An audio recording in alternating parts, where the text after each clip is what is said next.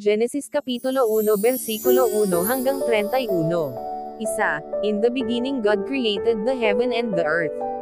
Nang pasimula ay nilikha ng Diyos ang langit at ang lupa.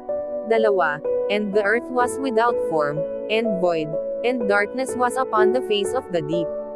And the Spirit of God moved upon the face of the waters. At ang lupa ay walang anyo at walang laman, at ang kadiliman ay sama sa ibabaw ng kalaliman, at ang Espiritu ng Diyos ay sama sa ibabaw ng tubig.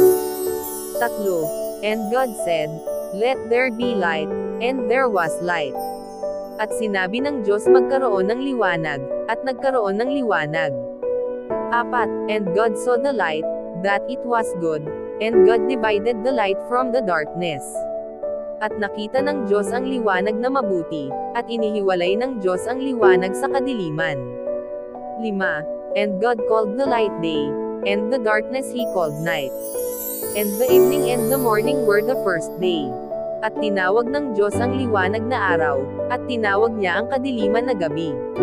At nagkahapon at nagkaumaga ang unang araw. 6. And God said, Let there be a firmament in the midst of the waters, and let it divide the waters from the waters.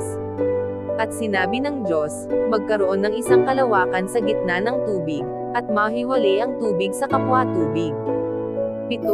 And God made the firmament, and divided the waters which were under the firmament from the waters which were above the firmament, and it was so. At ginawa ng Diyos ang kalawakan, at inihiwalay ang tubig na nasa ilalim ng kalawakan, sa tubig na nasa itaas ng kalawakan, at nagkagayon. 8. And God called the firmament heaven. And the evening and the morning were the second day. At tinawag ng Diyos ang kalawakan na langit. At nagkahapon at nagkaumaga ang ikalawang araw. 9. And God said, Let the waters under the heaven be gathered together unto one place, and let the dry land appear, and it was so. At sinabi ng Diyos, mapisan ang tubig na nasa silong ng langit sa isang dako, at lumitaw ang katuyuan, at nagkagayon. 10. And God called the dry land earth, and the gathering together of the waters called He seas, and God saw that it was good. At tinawag ng Diyos ang katuyuan na lupa, at ang kapisanan ng tubig ay tinawag niyang mga dagat, at nakita ng Diyos na mabuti. 11. And God said, Let the earth bring forth grass, the herb yielding seed, and the fruit tree yielding fruit after his kind, whose seed is in itself, upon the earth, and it was so. At sinabi ng Diyos, sibulan ang lupa ng damo, pananim na nagkakabinhi, at punong kahoy na namumunga ayon sa kanyang pagkakahoy, nataglay ang kanyang binhi sa ibabaw ng lupa, at nagkagayon. 12. And the earth brought forth grass, and herb yielding seed after his kind, and the tree yielding fruit, whose seed was in itself, after his kind, and God saw that it was good. At ang lupa ay sinibulan ng damo, pananim na nagkakabinhi, ayon sa kanyang pagkapananim, at ng punong kahoy na namumunga, nataglay ang kanyang binhi, ayon sa kanyang pagkakahoy, at nakita ng Diyos na mabuti. 13. And the evening and the morning were the third day. At nagkahapon at nagkaumaga ang ikatlong araw. 14. And God said, Let there be lights in the firmament of the heaven to divide the day from the night, and let them be for signs, and for seasons, and for days, and years. At sinabi ng Diyos, magkaroon ng mga tanglaw sa kalawakan ng langit upang maghiwalay ng araw sa gabi, at maging pinakatanda, at pinakabahagi ng panahon, ng mga araw at ng mga taon. 15. And let them be for lights in the firmament of the heaven to give light upon the earth, and it was so. At maging pinakatanglaw sa kalawakan ng langit, upang tumanglo sa ibabaw ng lupa, at nagkagayon. 16. And God made two great lights, the greater light to rule the day, and the lesser light to rule the night. He made the stars also.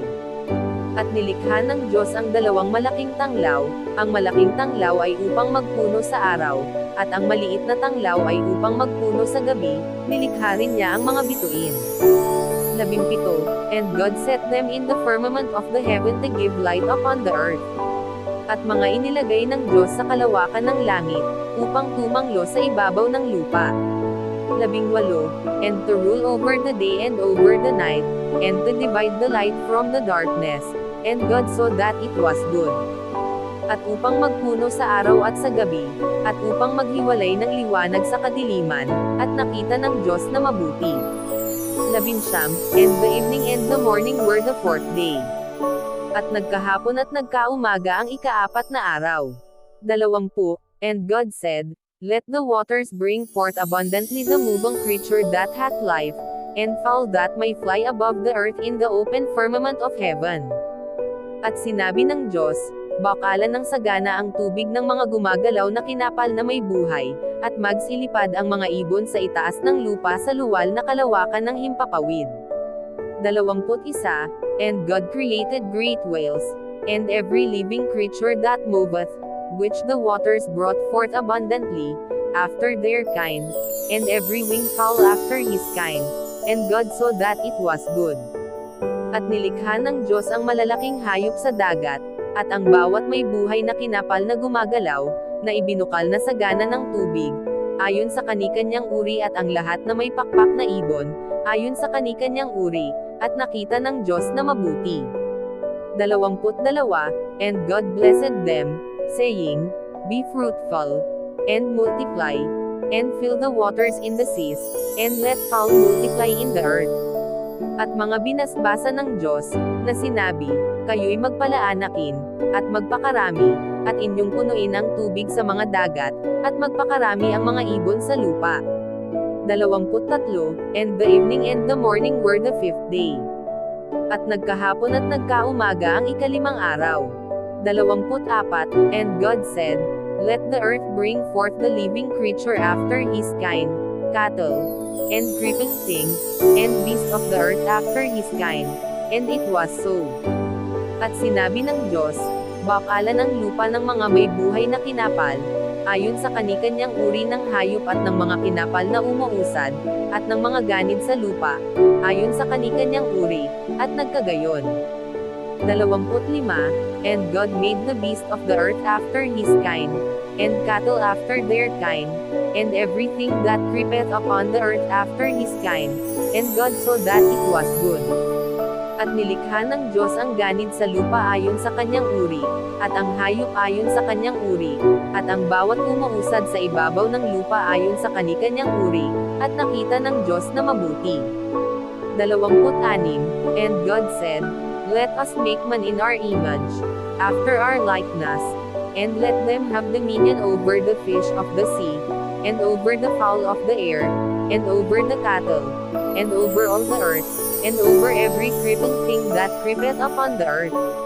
At sinabi ng Diyos, lalangin natin ang tao sa ating larawan, ayon sa ating wangis, at magkaroon sila ng kapangyarihan sa mga isda sa dagat, at sa mga ibon sa himpapawid, at sa mga hayop, at sa buong lupa, at sa bawat umuusad, na nagsisiusad sa ibabaw ng lupa. 27. So God created man in his own image. In the image of God created he him, male and female created he them. At nilalang ng Diyos ang tao ayon sa kanyang sariling larawan, ayon sa larawan ng Diyos siya nilalang niya sila na lalaki at babae.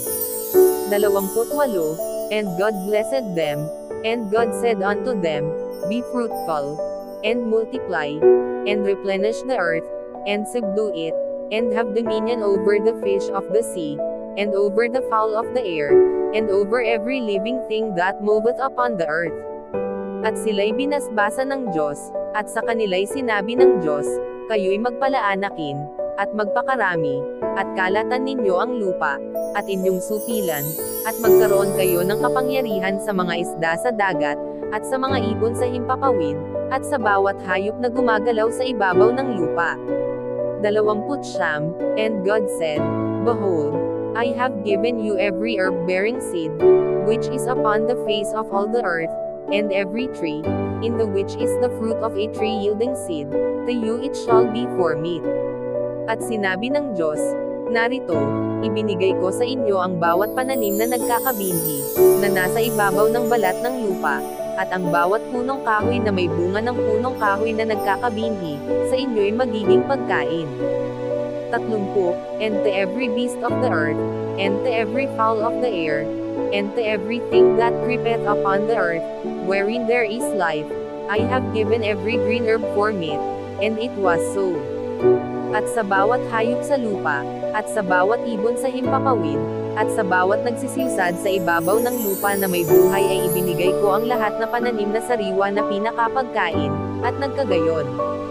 31, and God saw everything that he had made, and, behold, it was very good. And the evening and the morning were the sixth day. At nakita ng Diyos ang lahat ng kanyang nilikha, at, narito, napakabuti. At nagkahapon at nagkaumaga ang ika-6 na araw.